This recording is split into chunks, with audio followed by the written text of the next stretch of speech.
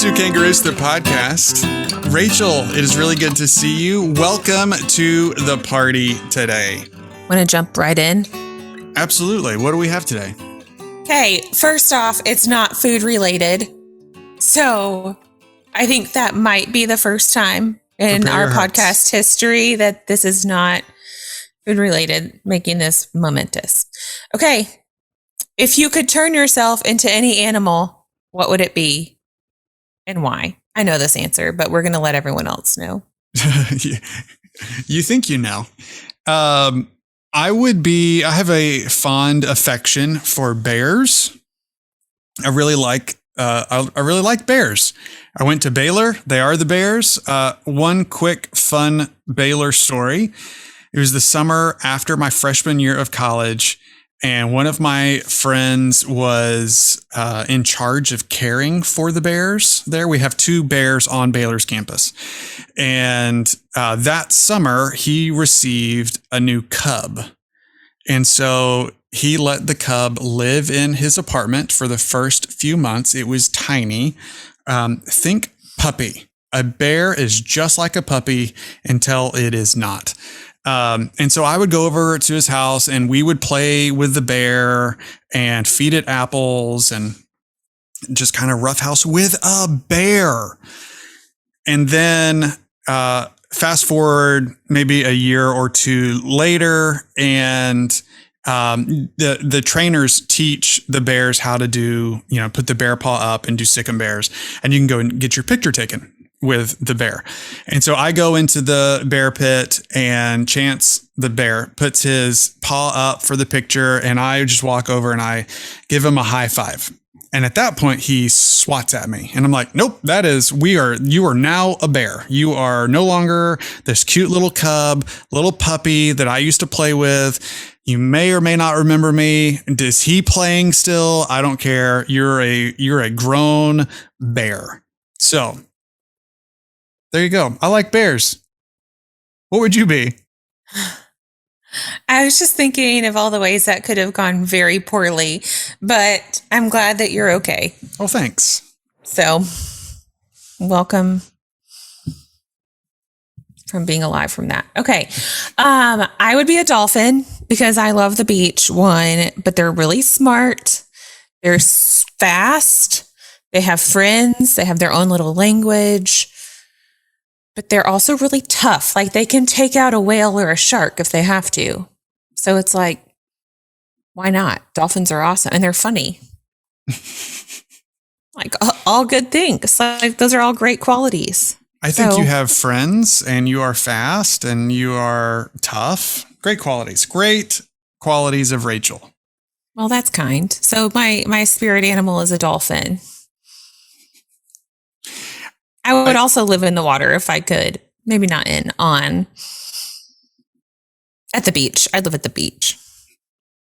The problem is I'd want like a really nice beach house. I wouldn't want a shack. Like, I'd want the ones that cost like $4 million with, the perfect little private beach. And it's not in the budget today. So stay tuned 10 years from now. 30A realtors out there that are excited about helping Rachel find her dream home. Rachel at kangaroos.com. Yep, that's right. Rachel, what is our challenge of the week? We like challenges around here, and this week's is about paying it forward. So think of a time in your brokerage, or if you're not a realtor, then anywhere, I guess, where someone has done something nice for you. It's time to repay them. So bring them coffee with a nice little note, maybe make it anonymous because that's even better. But do something nice for someone. You don't have to tell anyone about it, just yourself. Because this world can be better when we all do that. That's the challenge of the week. Yeah, just be kind this week. But like something intentional. So like do an act of kindness intentionally. That's great. Yeah. So there we have it. Hey, what are we talking about today? For real. That's not like dolphins and bears and challenges of the week. It is remembering our why we got into what we're doing. So like the last couple of years, we can all say we're super tired. We've had to make a lot of decisions that we probably didn't think we'd be making, or that we would be living through a pandemic. I mean, I don't think any of us in the previous stage we're in saw that coming. We're like, oh, this is what we're going to have to do next year, is live through a worldwide pandemic and be shut up in our houses for 10 months. I don't think like the longest 2 weeks ever. Yeah. I remember, in March of 2020 that we were all like, oh, we get to work from home, and, let's not waste this time getting to stay at home all of the time. And how can we learn, or what should we be reading? Lo and behold, we are still in that season, it seems like. Yeah, ish. I mean, it's better, but it is I think what we're really in is the new normal, and we're still figuring out what the new normal really looks like. But that said, in Nashville, COVID was weird because Nashville was already becoming this sort of it place, but then it's like COVID just made that go breakneck speed. Everyone decided, hey, I can work from anywhere. And I've always wanted to go to Nashville. So why not now? Like, if I'm going to work from home anyway, I don't have to go to the office anymore. Let's move to Nashville. And so everyone in the world decided to do that at the same time. So for our realtor friends, they were navigating a pandemic in a market that was totally insane. Like, it makes you tired. Even if it's good, that's tiring, right? So I think a lot of our friends, our realtor friends, are now seeing the market change. And I think a lot of really wise ones who have maybe done this a long time think this is really it normalizing. So it's not like Nashville's not going to be this it place or be this hot market, but instead of something selling before it even gets listed, maybe the house is listed for a week or two before it has multiple offers, in the sense of like 5 instead of like 34, But if you've been running at this speed for a long time, even good things can make you really tired and make you question, do I even really love what I'm doing? Because I don't have time to sit and even think about it. So I think that's what we want to talk about. Simon Sinek tells us to start with why, right? So if we can remember our why we are doing something, or if we can drill down in marketing about the why, that is what will help drive us forward. So this is the episode where we talk about finding our why. Yeah. So per Rachel Andrew fashion, it comes with a lot of questions. And a list. And a list. 2 of the best things. So what's number 1? How do we find or remember our why? So for those of us who aren't really sad about our jobs, but maybe need to remember why we got started, this is for all of us here. Number 1, what are some things that you absolutely love to do? Those things or hobbies that you lose track of time and you don't ever want to stop those. What are those things? So if we can nail down, man, I love it. I love myself whenever I am doing this. That is what we need to drill down and find. So, yeah, I think that's really good. Also, maybe not the answer, but it does just give you insight into some different things. So that might not lead you to your why necessarily, but it might. It might point you in the right direction. Yeah. Number 2 is, how do you serve people best? So we all contribute in some form or fashion to the lives of others, and not even in the same ways. So we all don't do that exactly alike, which is really good, because that means hopefully between your friend group, you're being cared for really, really well, because they're all serving you differently, and vice versa. But sometimes when we think about what we're great at or how we serve people the best, that gives us insight into our why as well, because typically there's motivation under the way that we serve. So I may have shared this story before, but it's one of my favorites. So here it is again. Just after college, one of my best friends and I, we went for a while trying to outserve the other one. And so it just made for a really fun competition. But it also just made for a really good, healthy environment. When everybody is trying to outserve the other person, it just made for a really good time. Yeah. And a good season, probably, especially if you're both trying to do that. Yeah. That's right. So number 3, if money wasn't a factor, you didn't have any bills or mortgages, what would you be doing? I will also say, like, if you knew you weren't going to fail, what would you be doing? So drill down and say, man, if I could, if money wasn't an issue, if I knew I wasn't going to fail, I would really like to be an astronaut. Okay, great. How does that help us with today? Going to number 4, think back to your childhood and what you wanted to be when you grew up. I wanted to be an astronaut. So how do we try to figure out I know I'm not going to fail. Money's not an issue. What did I want to be when I was a kid? Man, how can I lean into becoming an astronaut? Well, I got a lot of work ahead of me if I want to do that now. I hope you like engineering school. You probably really would because you're great at math, which is thank you. it's not my passion, nor is it my strength. Number 5, speaking of passions, what are you passionate about? So I think this is different than maybe what your hobby, because we can be passionate about things that aren't necessarily our hobbies or that we don't necessarily excel at that we're still passionate about. So this is, I think, what you call like the bang your hand on the table moments. Like, what are the things that you will argue and defend? I think that underneath all that lies a lot of motivation. So there's a commonality in these questions. And really what that means is underneath all this are motives that we're trying to uncover. Yeah. Anyway, so number 6. What number are we on? You aren't good at math, are you? No, I'm not. Or counting, apparently. If you got to teach something, what would somebody else want you to teach about? So what would that thing be? What topic are you extra skilled in? Yeah, or what do you want to pass down to someone that's younger than you? So if there's this life lesson that you've learned and you have a friend a decade behind you in age or just in stage of life, maybe, what are those things you really want them to know? I think that's helpful, again, in uncovering some motive. I think number 7 is a little different, but it's a really good question that I know that you and I ask ourselves a lot. Do we love what we do, or are we just tired? Like, do we really...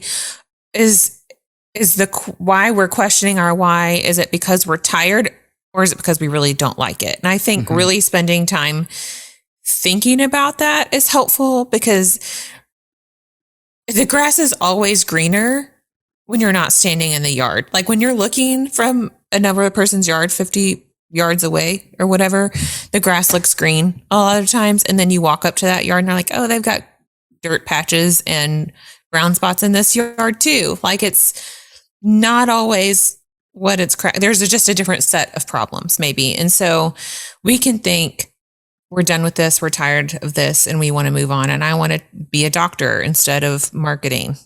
Well, that's a lot of work. Astronaut. I don't like blood, so this is probably not going to be good for me. But when you're tired, anything can look better. So maybe it's not necessarily that you don't love it. Maybe you just need a break and some rest, and to really work those Sabbath moments into your every week at least. It's like, when do I get time to not be a realtor? When do I tell my clients, I'm unavailable from noon on Sunday till Monday morning? And that's okay. And the client should understand that. And even if they don't, the world's really not going to fall apart, even if you don't get back to them Monday morning at 8. So, kind of in that same vein, number 8, why did you get into this?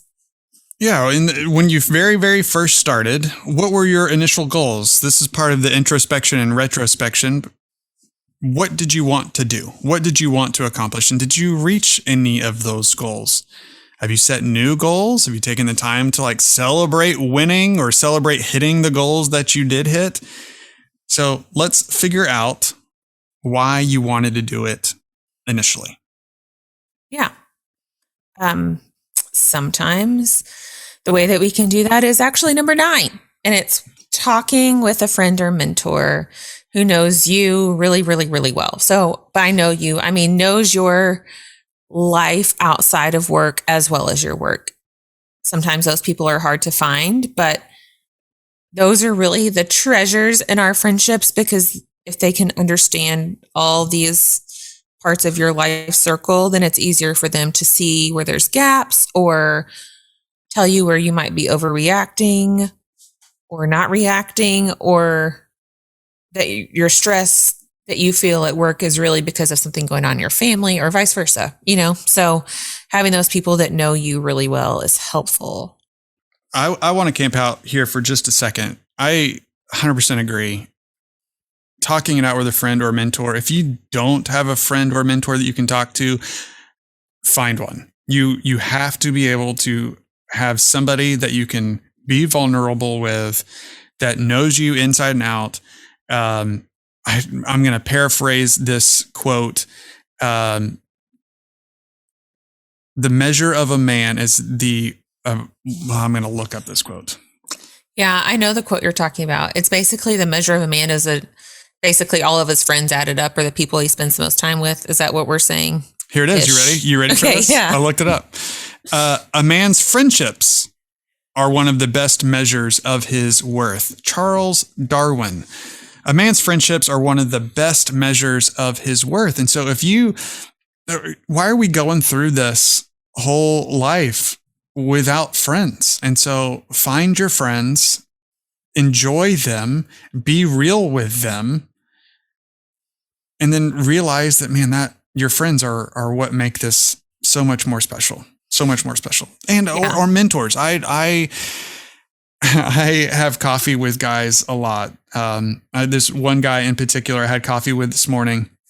We meet about every 2 weeks, and we spend an hour and a half together, and we just share life together. And I came home and told my wife, I was like, gosh, I just love meeting with him. He is so good. And she said, you say that every time you meet with him. And I was like, yeah, I do. I need to spend more time with him. So that is a good mentor. That is a good friend. 100%. I think part of that is allowing yourself to tell the whole truth, even if it's a little ugly. One, because then they can actually help you. If someone doesn't know the whole truth or the whole story, it's really hard for them to give good advice. But two, I think it disarms them and allows them to be more vulnerable with you. And you're like, oh, so-and-so is great, but she really doesn't have her life together, even if it appears that way. Like, that's actually very endearing, because no one is perfect. And I think so many times we only see the perfect or not as blemished parts of people's lives. But no one has it all together. There's a secret. You're welcome. Number 10, breathe. Take a deep breath, hold it, and release it. Yeah, it's a good practice. I read a book about Wim Hof, who is a breathing expert, and he does a lot of work in ice baths, but it is all a technique to just slow your body down. Breathe in, breathe out. Great advice. Yeah. Andrew and I actually do that. And most of the time we can tell, because you can hear a big sigh on the other end of the phone. And we're like, oh, good. Take a deep breath. Take another one. In the same way, number 11 is sleep on it. This is something that maybe I was really terrible at when I was younger. And now that I'm getting old, I try to remember that sleep a lot of times brings a lot of clarity, and it settles your emotions. So the next morning, if you've been riding emotions really high and you need to make a decision or can't decide how you feel, that if you sleep on it and wake up and your mind has had time to rest, a lot of clarity comes with that. Like, you might not have a ton of solutions in the morning, but it's not quite as, I'm trying to think of a good word. It's just not quite as like harsh, maybe, like that. You just have a better ability to make a sound decision when your emotions aren't quite at peak level, maybe. Yeah, that's a good word. Number 12, the last one, set new goals. Sometimes sometimes when we need to be reminded about success, we need to set new goals. And then you need to set benchmark goals that will help you obtain the big goal. So if I want to become an astronaut, maybe a good benchmark goal would be for me to graduate from MIT, or how about just to get into MIT? Most astronauts are from MIT. And so that's a great intermediary goal for me to, if I really want to go into space, go to MIT. Yeah. And then benchmark on that goal would be to start studying yesterday. Study. And like run a few miles a day. Ouch. And that one hurts. Astronauts have to be at like peak. I really just want the watch that they get and the sunglasses. So, I think you could probably like visit the place in Alabama. The gift store. The gift store. Merry Christmas. I'll make sure you get those. Oh my gosh. You're going to get those this year for Christmas. I am so amused. Okay. This was a great day. This is very lucky. Happy Wednesday. Yeah, it's Wednesday. That's right. Okay. If you have questions or want to talk through any of these things with anyone, we are always down for coffee and to talk about whatever you want. So Rachel at kangaroos.com, Andrew at kangaroos.com, DM us online, all the things, all the ways that you can get in touch with us. Okay. Question of the day. Oh, it's local question of the day. Let's do it. Is also not food related. So what? Who are you today? I don't know who I am. What is your best I was stuck in Nashville traffic hell story? Because listen, Nashville is great at a lot of things. What it is not great at is infrastructure. So I've lived here for 15 years and traffic was bad when I moved here 15 years ago. And I don't know, we've added like 2.9 million people in that time frame. And guess what has not changed? An interstate. Like we don't have any new lanes. Nothing has changed except for 440 underwent this project for like 8 years that made it way worse than it ever was. And now it's better. But that's all. Okay. But okay. You tell your story first and then I'll tell mine. Okay. One is true and one is urban legend. But I'll work on it. So I had a very long career in production. And so we were headed to a set to film that day. And rule number one on set is just don't be late. Number one, do not be late. And I made it there on time. Actually, the best way to not be late is to actually be very, very early to things. And so I was there early and half of our crew did not make it there on time that day because one of the guys got in a wreck that then caused the entire interstate to shut down, blocking the rest of our crew from getting to set. And so we gave that guy a really hard time, but he is fine. Everything is fine. I was about to say, that sounds like serious wreck. Right. I mean, he made it to set eventually, but it was one of those days that are like, just be on time, guys. Like, I don't understand. Like, just plan for the really bad traffic. Okay, so here's the urban legend. 4 years ago, we had the Waffle House shooting, and James Shaw saved a lot of people that day. And so as he got to meet with the governor and the mayor and etc., the urban legend that I've heard said the mayor of Nashville said, man, if there's one thing I could do for you, what would it be? And he said, fix the roads. And everybody since then, like we've had road construction. We have better roads than we used to have. Now they are not wider. They're not more lanes, but they're not as pothole ridden as they once were. I don't know if that one's true. I like the idea of it. I like that James Shaw looked out for our entire city. Yeah. In more ways than one. That's right. My story is that at a recent job in my past, I had to be downtown really early in the morning, like once a month for this meeting that our leadership team had. And I have there's, I guess, several ways you can get to the office from where I lived at the time, but most of the time I just had to get on I-24, which worst. Which is 1000% the worst interstate in Nashville. And I hate being late. And I'm like, I would rather be 45 minutes early than walk in 2 minutes late, especially to this particular meeting, because you got called out for it in front of like 200 people if you were late. And that's not my game either. I don't like that. So I was going to be early. Anyway, so on this particular day, the weather was really bad and like thunderstorm warnings, and it was like pouring sheets of rain. You could hardly see out of your windshield. And I was on 24, and of course it's a parking lot.